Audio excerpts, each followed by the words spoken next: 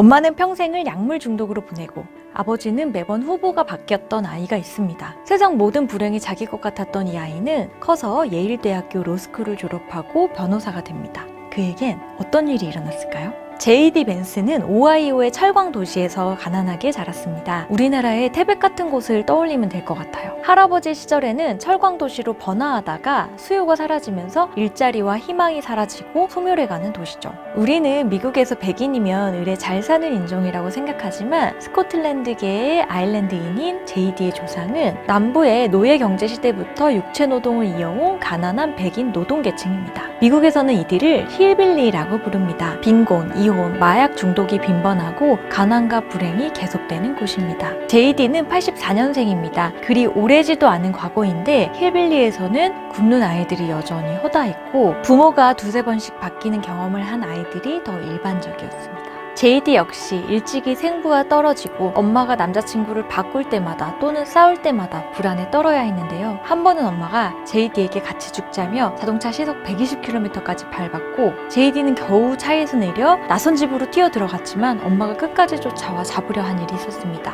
이 일로 엄마는 가정폭력으로 기소되었습니다. 이렇게 힘들게 어린 날을 보내면서 일상은 엉망이었습니다. 매일 아침 우울과 피곤함에 잠을 깼고 학교에서는 집에 가면 또 무슨 일이 벌어질까 걱정하며 산만하게 일과를 보냈습니다. 하지만 J.D.에게는 그가 엇나가지 않게 따뜻하게 품어주는 할모와 할보가 있었습니다. 물론 할모와 할보도 아들에게 장난감에 손을 못 대게 한 점원에게 고래고래 소리를 지르며 장난감 가게를 다 뒤집어 놓을 정도로 단순 무식하고 포악한 힐빌리였지만 손주들을 끔찍히 사랑하고 올바른 길로 갈 수 있도록 인도해 주었습니다. J.D.도 사실은 가난의 고리를 끊어내고 좋은 학교에 진학하기에는 너무 무지했습니다. 처음에는 대학보다 해병대를 선택했고 해병대에서 어른이 되는 준비를 할 수 있었으며 제대 후 오하이오 주립대학에 입학해서 한 발 한 발 사회로 나갈 수 있었습니다. 그리고 예일대학교 로스쿨을 졸업한 그는 어엿한 미국의 중산층이 되었습니다. 하지만 힐빌리 중에 J.D.는 매우 특수한 케이스입니다. 그에 따르면 미국에는 여전히 아동기의 부정적인 경험이 보편화된 가난한 지역과 인종이 많다고 합니다. 이 아이들은 결국 비참한 생활을 대물림할 수밖에 없는 거죠. 저는 말 그대로 이 책을 질질 짜면서 봤습니다. 어린 J.D.의 슬픔과 할모 할보의 사랑, 그리고 자식을 사랑하지만 자신이 통제가 안 되는 엄마의 입장, 이런 것들이 너무 공감이 됐기 때문인데요. 어린 시절에는 내가 통제하지 못하는 게 너무 많아서 무력하고 나를 둘러싼 주위 환경이 세상의 전부인 것 같아 무섭잖아요. 저도 다양한 지역의 학생들을 가르치면서 지역마다 학생들의 편차가 너무 심하다, 미래가 너무 정해져 있다, 이런 느낌을 많이 받았는데요. 우리는 때로 우리의 직업이나 환경이 우리가 스스로 노력해서 얻어진 것처럼 생각합니다. 하지만 애초에 기회조차 주어지지 않고 무엇을 해야 할지도 모르는 환경에서 자라나는 아이들이 참 많습니다. 이웃에게 관심을 기울이고 왜 누군가가 게으르고 무능력한지 사회적인 맥락에서 이해할 때 우리는 보지 못했던 수많은 가능성을 볼 수 있을 것입니다. 힐빌리의 노래였습니다.